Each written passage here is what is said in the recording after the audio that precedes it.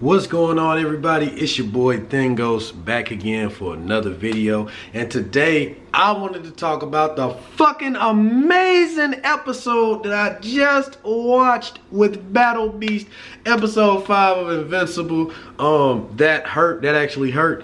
That episode was so fucking live. Now, you know I've been waiting to see Battle Beast animated for the longest time, but this episode came with a lot of surprises, more so than just the awesomeness that was Battle Beast. Don't get me wrong, I'm gonna get there soon, but yeah, this episode just had a lot of things I wasn't expecting. Like, we got to see the follow-up of that whole murder mystery underlining plot thread that's going on throughout season 1, how they're further fleshing out the whole Nolan turning evil thing that happened in the first 13 chapters of Invincible. I'm really loving how that story is constantly unraveling and they're adding like new elements to it here and there.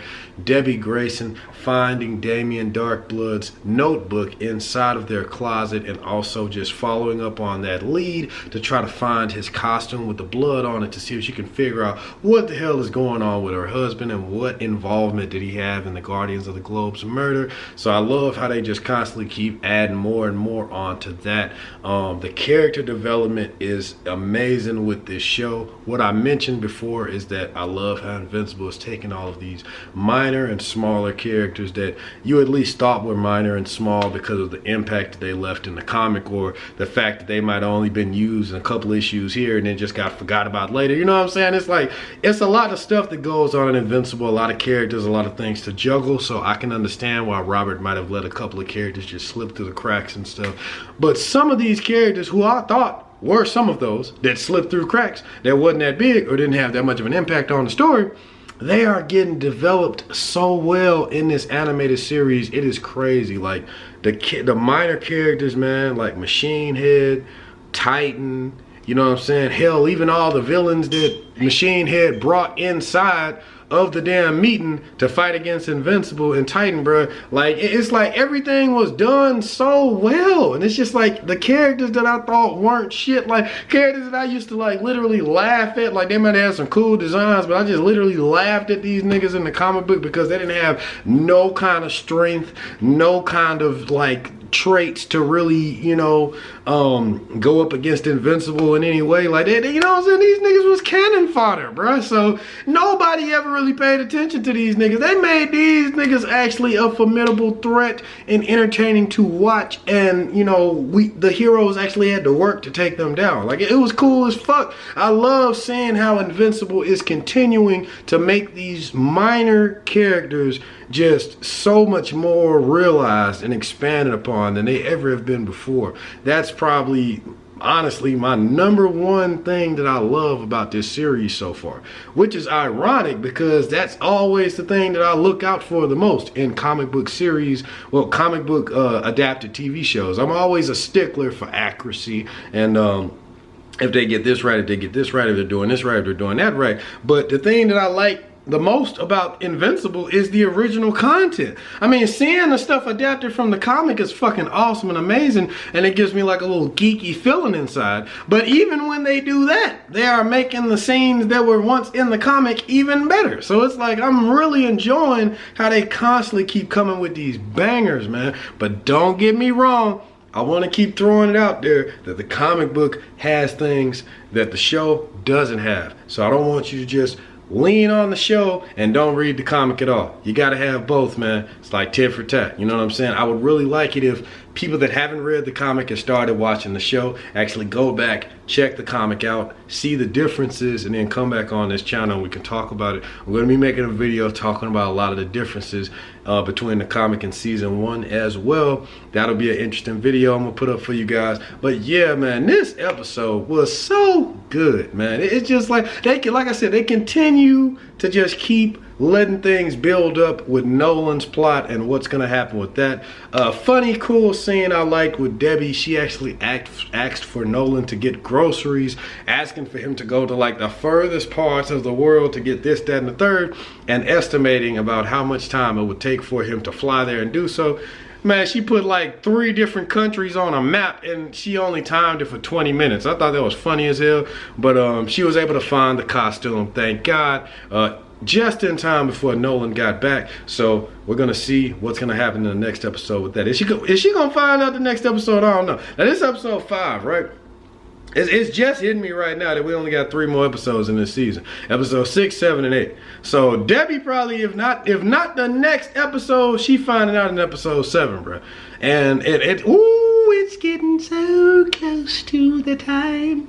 And yeah, man, we also get to see this cool little scene with yeah, I really enjoyed it. Cecil Stedman, he was telling them pretty much about like the new Guardians of the Globe hideout headquarters and all that stuff. Well, actually, that was in the last episode, I believe. Yeah, that was in episode 4. But in this episode, though, we see them coming to the Guardians of the Globe hideout. You know, Rexplode, Duplicate, Shrink Ray, Monster Girl, Robot, Black Samson. You know, the new Guardians of the Globe. They come into their hideout and celebrating because they defeated the Lizard League.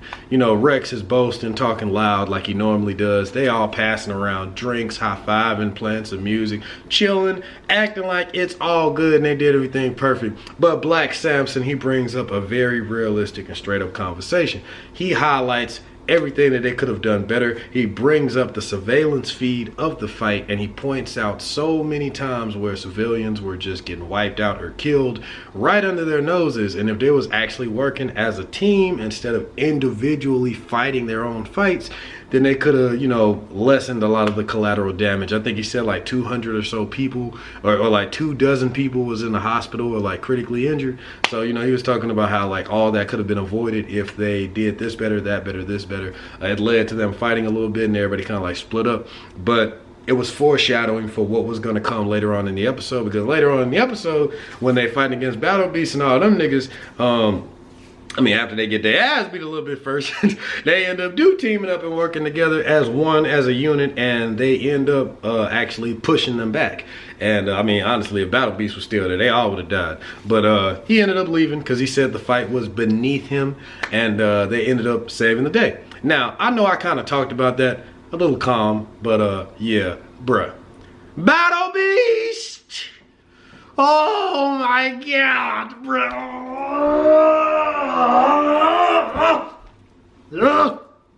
Bro, I've been waiting on Battle Beast for so fucking long, bro.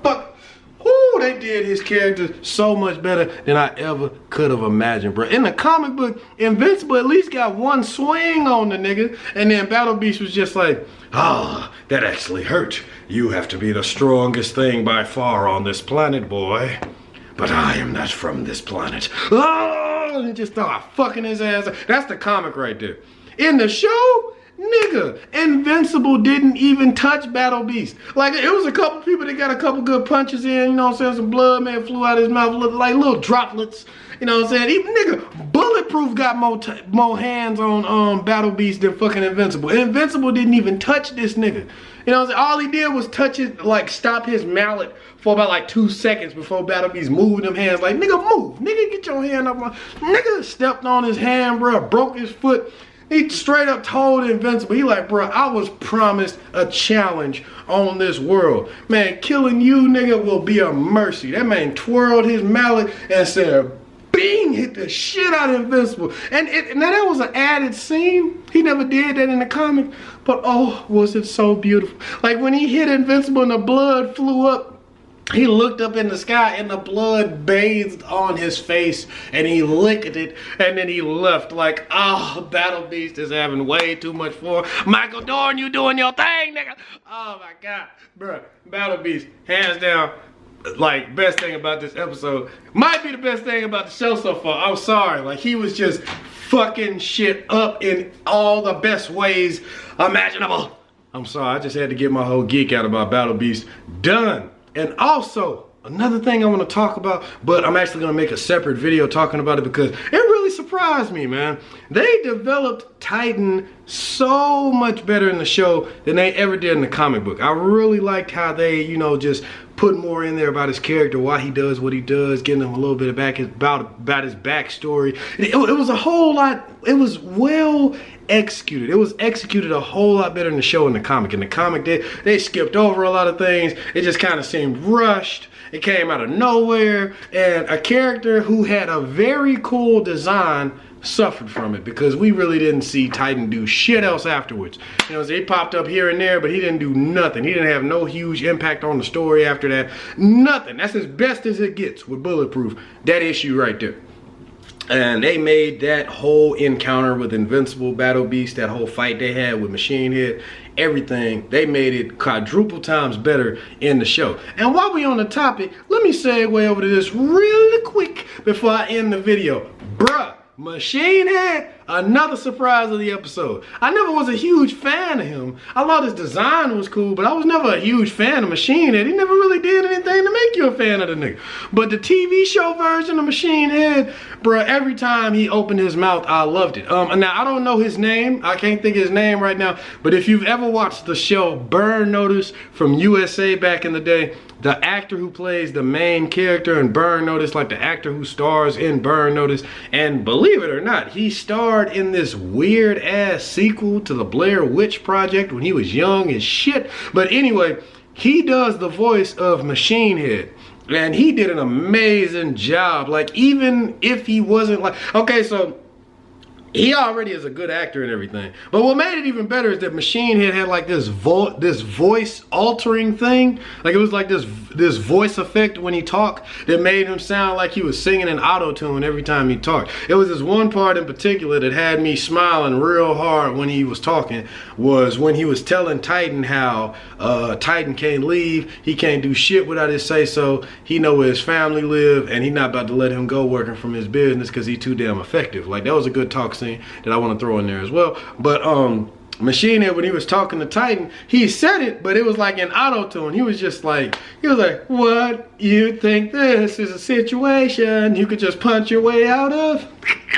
That might hit him with the, I know where your family lives, that means I own you. I was just like, oh my God, why is this just so funny, but so accurate? I feel like they made Machine Head exactly how he was supposed to be, even though I didn't even have no preconception on how he was supposed to be, because nigga was such a minor character in the comic, and they made this nigga dope as fuck in the show. Fuck Invincible. I'm sorry. Fucking love Invincible, bro. If y'all ain't watch it right now. This episode is going to get a hell fucking yes. Watch that shit, bruh. Battle Beast is good enough alone for you to watch this shit. And my dumb ass, I have my homie over here watching the episode, nigga. My dumb ass. I don't know why I didn't think about recording his reaction watching the last fight like I did with the end of the first episode. That could have been some more content for y'all. He sure was like, damn, when we was watching that shit too. But it's alright. I record his reaction for the finale or whatever, when Omni-Man beating the shit out of his son. You know, that'll be another good one. But yeah, man, hope you're having a good day, night, wherever you are. Let me know what you think about this episode. What did you think about the visual and in motion representation of our boy Battle Beast? And until next time, guys, hope you're having a good day, night, wherever you are. Like, dislike, share, comment, subscribe, hit the bell to be notified for more videos. You already know that good stuff. As well, I'm gonna be having the link to the Discord in the description, so hit that link. You can join Invincible Disciples and we can keep the conversation going. And yeah, man, y'all have a good one. Peace.